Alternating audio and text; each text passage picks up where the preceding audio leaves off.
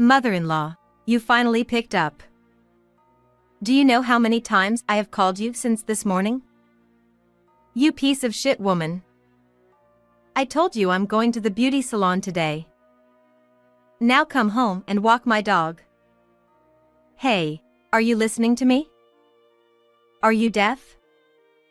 You're starting to age too. Now come on home.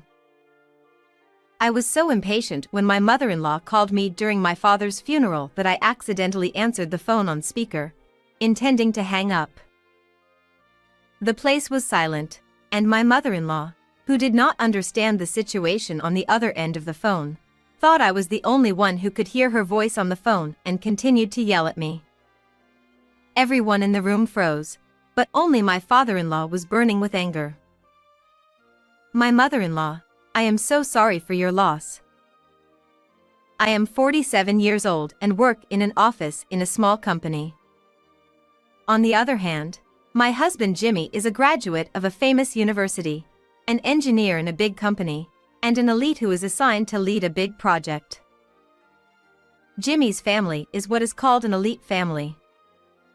His parents-in-law also graduated from a famous university, and although they are both about 80 years old and already retired, his father-in-law Matt was a corporate executive and worked very hard, and his mother-in-law Annie was a school teacher and continued working as a part-time teacher after turning 60. I am ashamed to admit that while Jimmy's family was an elite family, my family was a humble bakery. It was a reunion that made it possible for me, such an ordinary person, to marry Jimmy, who came from an elite family. It's been a long time. Haven't we seen each other since we graduated middle school? Jimmy and I were together through junior high school and separated from high school, but we started to keep in touch and hang out together after we reconnected at the reunion. At that time, we didn't have romantic feelings for each other, but after about 3 years, neither of us confessed to the other, and we naturally ended up going out together before we knew it. We must have felt that they were compatible and comfortable with each other. Then, 3 years into our relationship, when we were both 26 years old, we got married when our daughter Alex was born. At the time, Jimmy already had a modest income, so he asked me if I would consider switching to part-time work to help with childcare. It's hard to balance childcare and work, isn't it? Why don't you quit your job? I like my job and my workplace, so I'd like to keep my job if possible. Is that a bad idea? No, you can do whatever you want if you want to. I'll do whatever I can do. But if you find the job too hard, don't push yourself too hard. Jimmy never looks down on me just because he is an elitist. He is always happy to think of me. I was happy with my life with my understanding husband and my lovely daughter. But it wasn't all happiness, and there were a few things that troubled me. We live in our hometown, so our parents' homes are close to each other. Therefore, my father Nate often came to our house to see Alex, leaving the store to my mother Kim. Alex, I'm here to see you. You're here today, too. Mom must be stunned, right? LOL. Mornings come early in the bakery, and Nate works since 4 a.m. That's why at about 2 or 3 o'clock in the afternoon, when the customers have settled down, he leaves the store to Kim and takes a break.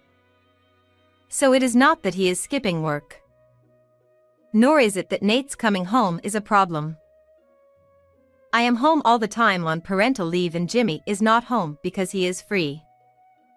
I can take a break from childcare while Nate is here, and he leaves in the evening to clean up the store, so he doesn't stay long. It's someone else who is causing me trouble.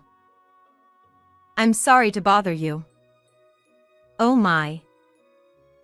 Oh, Annie. Oh, hey there. Annie is a part-time teacher, so she is not at work all the time. Therefore, Annie sometimes comes to my house. Nate and Annie run into each other and things get awkward. Their relationship was one of my problems. Nate and Annie's eyes meet and there is silence in the place. The time is fleeting, but I always feel like it's only a few seconds. It is usually Annie who breaks that silence first. Is everything okay at your store? Yes, my wife took care of it. I see. She's doing fine on her own. Annie is probably trying to say in a roundabout way that the store is not busy. The family's bakery delivers bread to nearby factories and schools, and sales at the store are not the main source of revenue. Annie knows this, so this is just something sarcastic towards Nate. Nate also doesn't leave Annie out of it. I saw you here last week. You don't have class today? Annie is an adjunct instructor, so her salary is based on the number of classes she teaches. Therefore, Nate is probably trying to say, in a roundabout way, that if she didn't have classes, she would have a hard time getting paid less. The two do not raise their voices and their expressions are calm, but they are bickering behind the scenes. On the surface, they are not fighting, they are just having a conversation, so I cannot pay attention to them. Therefore, I could only wait for the time to pass, always praying that nothing would happen. The time was exciting. However, even if Annie came when Nate was not around, it would not be a relief. Nate had come to see Alex, but Annie had come to the house for the sole purpose of picking on me. She was not happy that Jimmy, whom she had worked so hard to raise, had been taken away by an ordinary person of no particular merit like me. She also hates my parents as an afterthought, so when Nate and Annie meet, there is a strange atmosphere. Also, Annie's bullying is a bit peculiar. Look, I brought you some flounder. It's natural and fresh, so eat it as sashimi. What? You bought it whole? Yes, you can cut it into 5 pieces, and I'll take 1 piece home for me and my husband to eat. You mean I need to process it now? Yes, I told you I would give you a nice fish, but you don't seem to be happy about it. No, that's not true. What Annie brought me was a nice natural flounder weighing about 1 kilogram. However, it was nearly 50 centimeters in length, so it was quite difficult to process it in the kitchen. Moreover, it is also very difficult to clean a wild flounder. However, I can't complain because we get good fish. I am impressed by the way she does it. Oh, you're crushing the flesh of the flounder. I'm sorry, I rarely handle fish. This was Annie's way. She makes me do difficult things, takes pictures of me laughing at my mistakes, and then goes around the neighborhood telling everyone I'm a useless wife who can't do anything. She's probably going to hide the part about today's flounder being difficult to handle and frame me by exaggerating the fact that I'm not good with fish and can't touch it. But I wish I could argue with Annie while successfully avoiding a head-on collision like Nate does, but I am not that dexterous. Therefore, I kept quiet and did as she told me. Next time, practice so you can handle it nicely, LOL. Yes. She always grinned and seemed satisfied when she saw that I couldn't say anything back to her. However, I have never felt particularly frustrated or sad. She only comes over once in a while, and this level of wife snoring is not a big deal. Therefore, when she looked satisfied, I could just give her the middle finger in my mind and that would make me feel better, so I did not discuss the wife snoring with Jimmy. However, the fact that I did nothing to deal with the wife baiting in this way later resulted in her getting on the wrong side of it. Now, 20 years after our marriage, our parents are about 80 years old. We have to consider moving in together, but both of our parents are apparent to each other, and my parents' house and my in-laws' house are close. If we moved in with one of our parents, the other parent would be dissatisfied. Therefore, we have settled on not living with either of them, but rather having my parents and in-laws feel comfortable relying on us for anything and everything, no matter how trivial it may seem at any given time. I'm sorry. I had to take you shopping on your day off. The supermarket is close, but the home improvement store is far away, so I really had to rely on you. Don't worry about it at all. That's what we agreed to. Besides, Matt had just asked me to get him some light bulbs. My parents and Matt are often reserved in their dependence on me and Jimmy, and they often apologize to me. As for me, since I don't live with either of them, I expect them to rely on me more than they are thick-skinned to do. However, Annie is the only one who goes beyond being too generous and uses me as if I were a handyman available for free. Hello. Can you take Bonnie for a walk? What? Today too? Isn't it your job to take her for a walk? Huh, okay, I'll go now then. What did Annie think? She suddenly started buying a dog at the age of 80. There was no way she could take the dog for a walk every day on her own 2 feet. I would be called every morning and evening to drive 10 minutes to my parents-in-law's house just to take her dog for a walk. Thanks for taking her for a walk, lol. Annie. It's hard indeed to be called out like this every day just to walk the dog. What? What? You want me to take Bonnie for a walk? You young people don't understand how hard it is for an old man to walk. Oh, no. I didn't mean it that way. I'm sorry. If you can't take her for a walk, isn't it strange to buy a dog in the first place? I feel like talking back to her, but when she uses my not living with her, my age, and my body as a shield, I can't say anything. I, like Nate, have the dexterity to say what I want to say immediately and in a roundabout way while avoiding a head-on collision. I wish I had it. When I got home after walking the dog, Jimmy was home from work and Alex was home from college. Did you get called out on dog walking again? Yeah. Mom really gets into trouble. Both Jimmy and Matt know that Annie has become selfish towards me. So they warn me about Annie, but there is no sign of her getting better.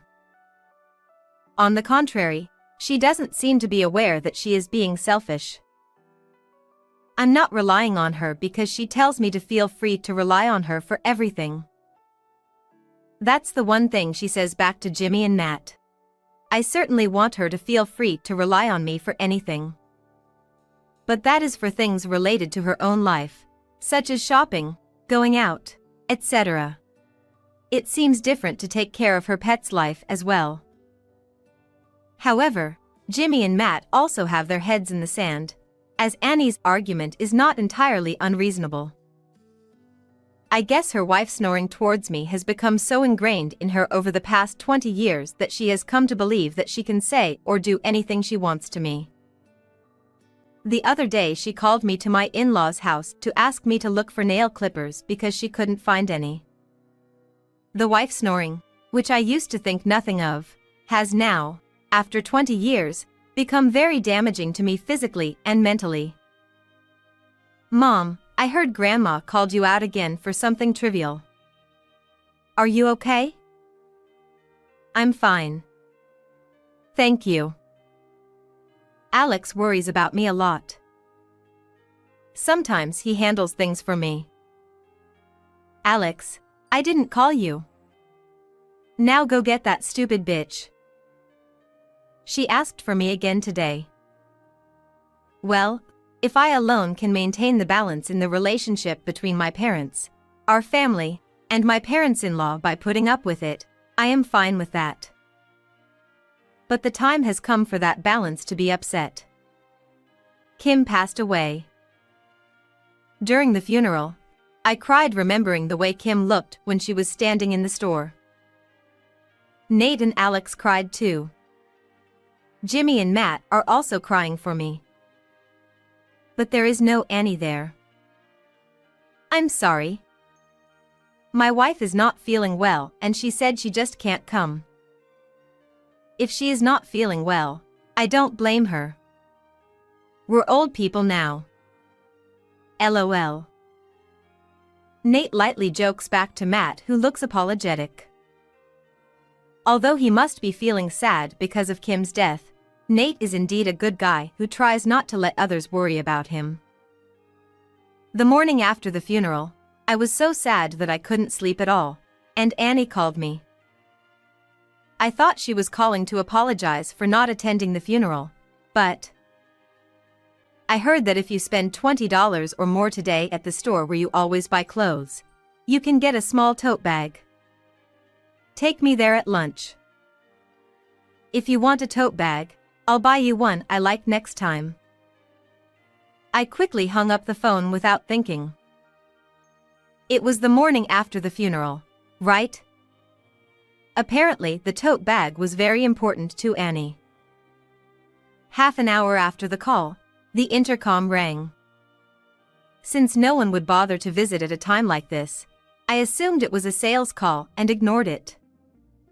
Both Jimmy and Alex seemed to think it was sales and ignored it. However, since they kept hitting the intercom repeatedly, I had no choice but to answer it. You finally picked up. What are you doing? Don't stay and answer it. Get out of there. What? Is this Annie? How dare you hang up on me? I told you to feel free to ask for anything. I'm going to the clothing store now. Take me. Still talking about the tote bag. Is it really that valuable? What's going on? I heard yelling from the intercom and Jimmy came over. After telling him what happened, Jimmy went outside and turned Annie away. I came all the way over here.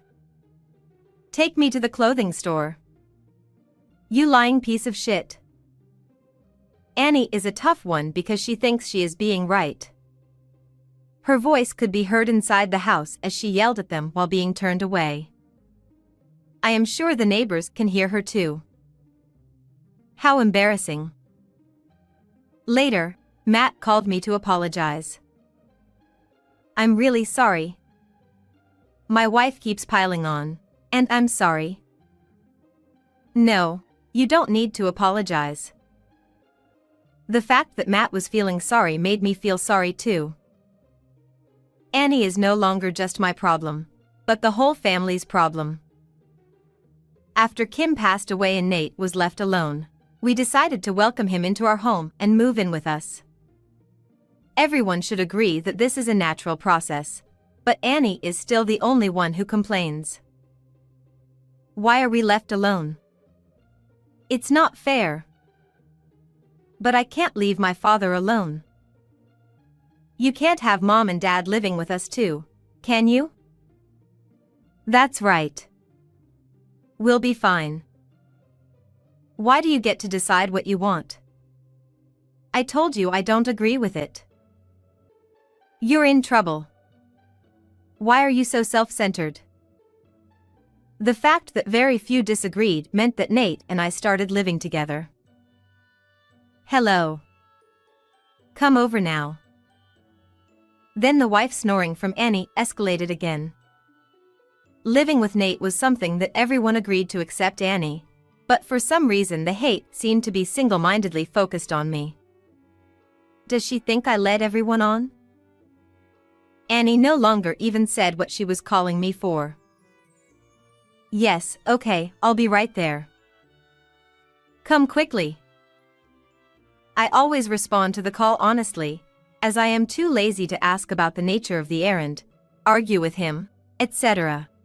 It's quicker and easier this way. So a year goes by, and things change again. Next, Nate passed away. Last night he went to bed as usual and never woke up. I don't think he thought he was going to pass away, because he had told me the other day that Alex would be graduating from college soon and getting a job, and he needed to prepare a job gift for her. During the funeral, I burst into tears remembering the way Nate used to bake bread. Alex was crying next to me and Jimmy and Matt were crying for me too. But again, Annie is not there. This time she's not feeling well again, apparently. She probably thinks that she doesn't like my parents anyway, and that it would be too much trouble to attend the funeral. It was lunch at the time of the cremation, but I was not very thirsty for food. Mom. You didn't eat anything yesterday, did you? Eat a little. I'm fine. Thank you. I should get back to the crematorium soon. As I was returning to the crematorium to collect the bones, I casually checked my phone since I hadn't looked at it once since this morning. Oh, there's an incoming call? Huh? What's this? I checked my incoming call log and found that I had 30 incoming calls from Annie per hour. She should have known that today was Nate's funeral. Could it be an emergency? I thought so, but I couldn't bring myself to call back. We arrived at the crematorium, and the cremation furnace is about to be opened. It is not Nate that I am about to meet, but his remains. I am sure I will feel sad again when I see Nate's figure. I prepared myself to face my grief by tightening my expression. At that moment, my phone rang. Oh. I'm sorry.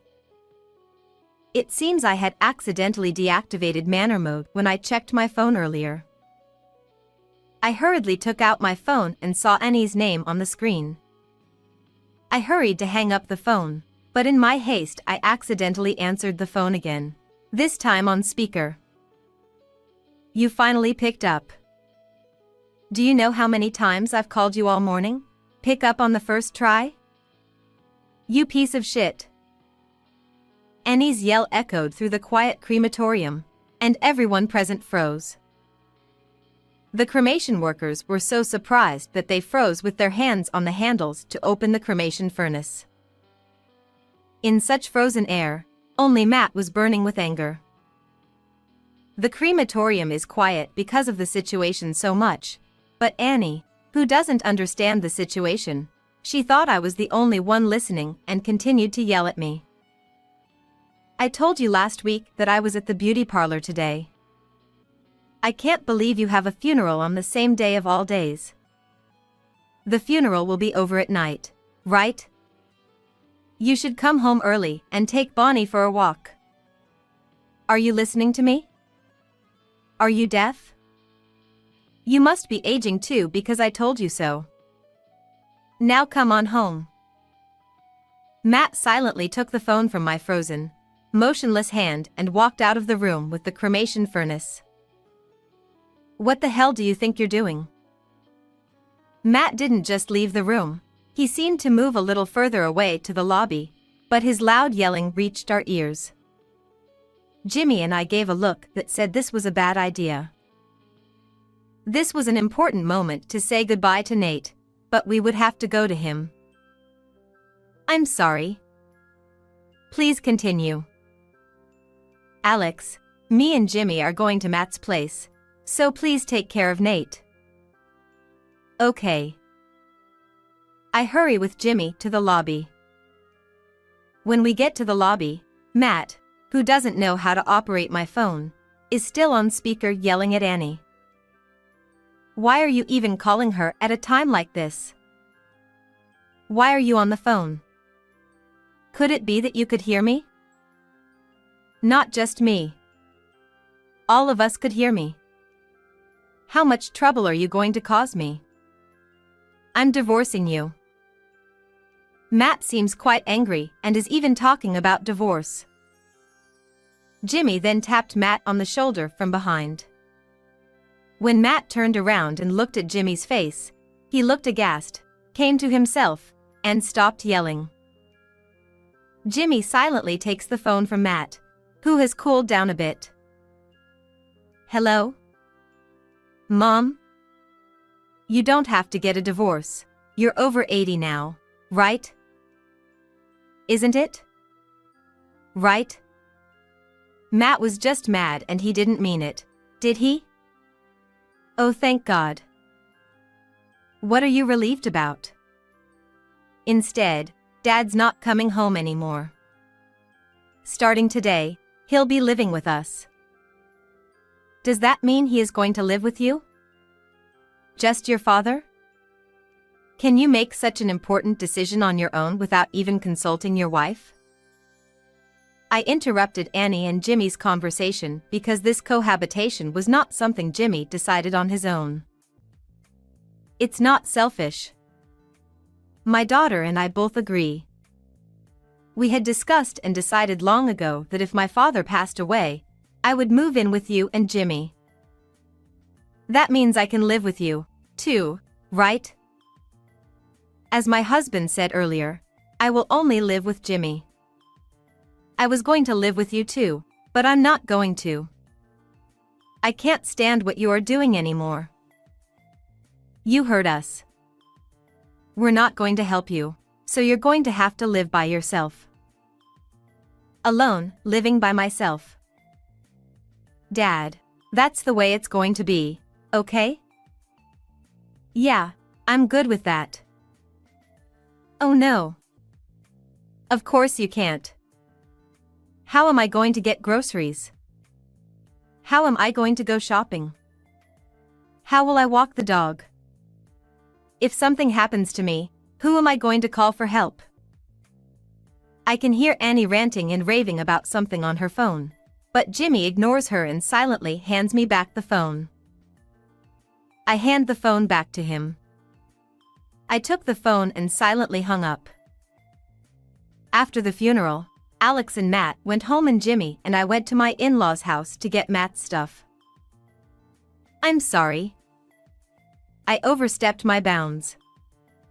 I will change my attitude from now on. I apologize, please forgive me. Ask your father to come back. Please don't leave me alone. Annie cried as we packed our bags, but Jimmy and I ignored everything.